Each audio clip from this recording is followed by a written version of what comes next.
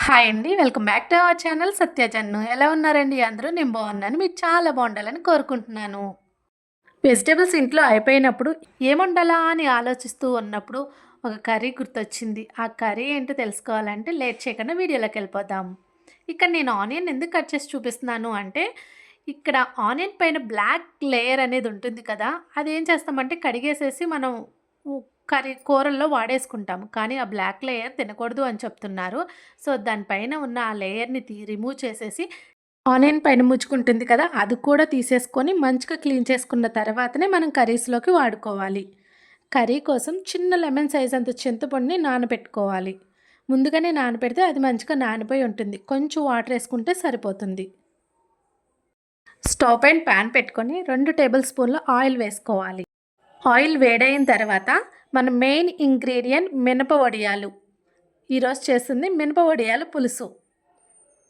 So, ఈ మినప వడియాలను ఆయిల్‌లో ఫ్రై చేసుకోవాలి. హై ఫ్లేమ్‌లో చేస్తే మాడిపోతాయి. మీడియం ఫ్లేమ్‌లో పెట్టుకొని స్లోగా ఫ్రై చేసుకోవాలి. గోల్డ్ కలర్‌లోకి టర్న్ అయిన తర్వాత ఒక బౌల్‌లో తీసుకొని సెపరేట్ పెట్టుకోవాలి. అదే ఆయిల్‌లో కట్ చేసి పెట్టుకున్న పచ్చిమిర్చి, ఆనియన్స్‌ని యాడ్ చేసుకోవాలి. ఇందులో ఆనియన్స్ ఎక్కువగా పడతాయి. నేనిక్కడ 4 ఆనియన్స్ తీసుకొని చిన్న చిన్న ముక్కలుగా కట్ చేసుకొని యాడ్ చేసుకున్నాను. ఈ ఆనియన్స్ అంతా ఫ్రై అవ్వటానికి సాల్ట్ యాడ్ చేసుకోవాలి. ఒకసారి అంతా మిక్స్ చేసుకొని మూత పెట్టుకుంటే ఆనియన్స్ అనేవి త్వరగా మగ్గుతాయి. ఒక 5 మినిట్స్ తర్వాత ఓపెన్ చేసి మళ్ళీ ఒకసారి కలుపుకోవాలి.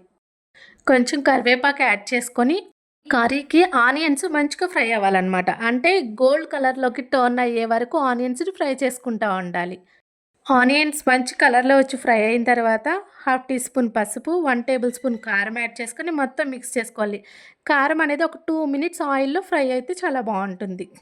ఇదే ప్రాసెస్‌లో మీరు ఇక్కడ ఏ వడియాలైనా యాడ్ చేసుకోవచ్చు. గుమ్మడి వడియాలు, బొబ్బరి వడియాలు, పెసర వడియాలు ఏ వడియాలతో అయినా ఇదే ప్రాసెస్‌లో చేసుకుంటే చాలా బావుంటుంది కర్రీ.